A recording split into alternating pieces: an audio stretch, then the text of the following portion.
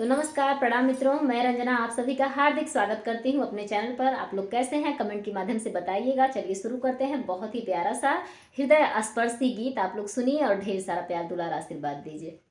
चोरवा मांगेला कंगना दुनो जोड़वा, चोरवा मांगेला, चोरवा मांगेला कंगना दुनो जोड़वा, चोरवा मांगेला।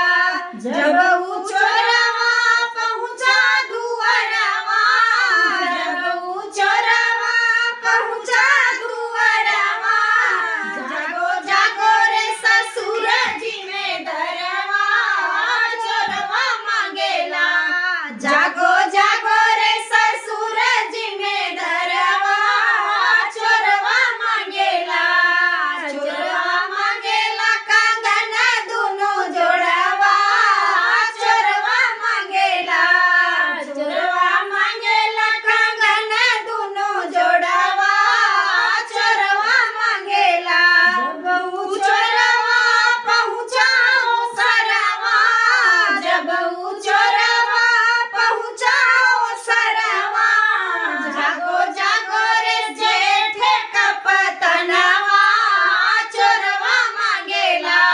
जागो जागो रे जेठ कपतनवा, चोरवा मांगेला।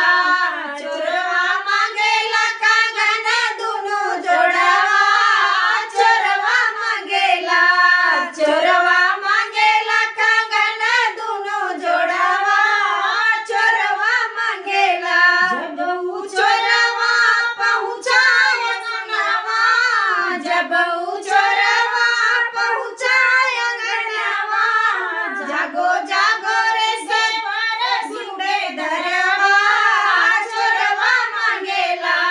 जागो जागो रे देवर सुबे दरवा, चोरवा मांगेला। चोरवा मांगेला कंगना दुनो जोड़वा, चोरवा मांगेला। चोरवा मांगेला कंगना दुनो जोड़वा, चोरवा मांगेला।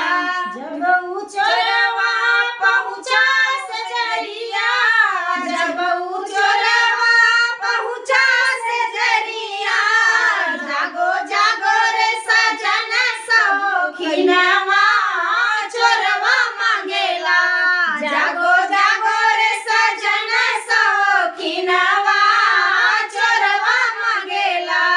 चोरवा मांगेला कंगना दुनो जोड़वा, चोरवा मांगेला।